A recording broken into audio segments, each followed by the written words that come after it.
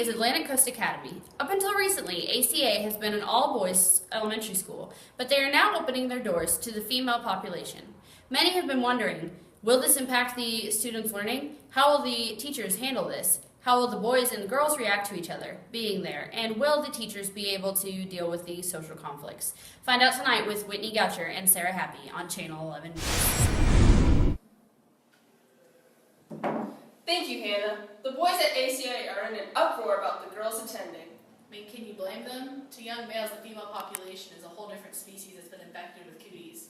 Well, that's a different story, Whitney. As Hannah said, many people do have questions, and we are determined to give you some answers. Since the school's opening in 1873, only male students have been permitted to walk the halls. It's only natural for people to be indifferent about change, so it could take some time for the boys and girls to get used to each other. According to responsiveclassroom.org, boys and girls tend to isolate themselves from the opposite sex when it comes to these kinds of situations. Yes, but males and females also think and learn differently, so they could benefit from both genders being in the classroom. I just received word that new information has emerged. Let's go to Hannah for some updates.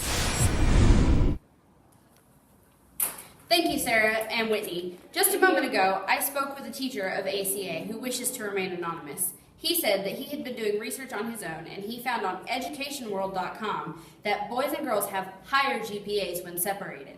He has now joined other protesters that have accumulated outside the school. Back to you at the station.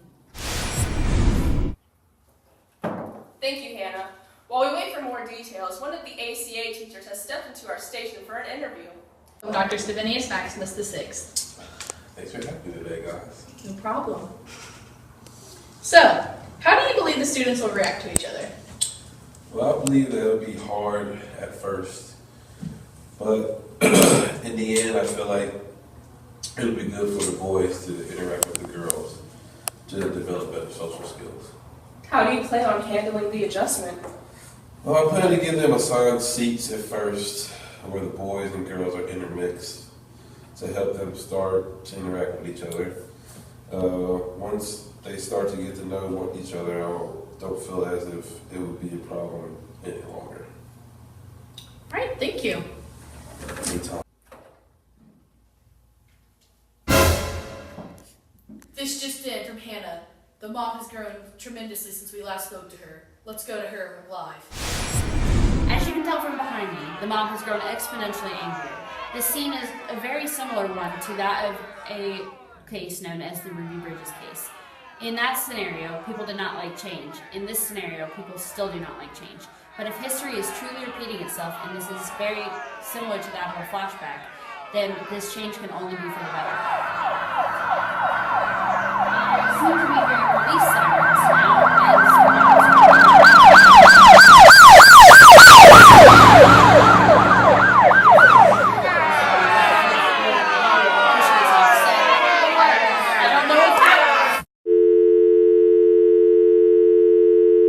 Hannah, are you there? Hannah? Well, we seem to have lost connection with our live news feed, so we'll have to wrap things up tonight a little early. Hannah, are you alright? I barely made it out with my life. Where's your pants? They seem to have taken my pants. Wait, they have our pants too! It's getting a little dangerous out there tonight. Stay safe, Atlantic Coast.